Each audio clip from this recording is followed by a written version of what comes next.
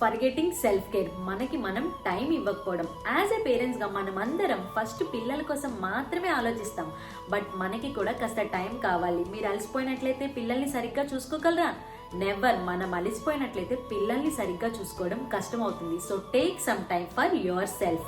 And మీకు కుదిరితే walking చేయండి, అండ్ ఇంకా మీకు టైం ఉంటే ఒక 10 minutes మెడిటేషన్ చేయండి. చాలా చాలా రిలీఫ్గా ఉంటుంది.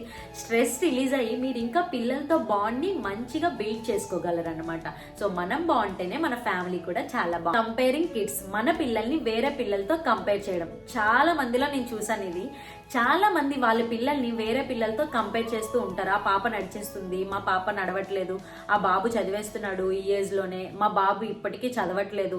So every child is different. ఇది బాగా గుర్తుపెట్టుకోండి. ఇది ఎప్పుడు వాళ్ళ ముందు అనొద్దు ఇది చెయ్యట్లేదు అని చెప్పి.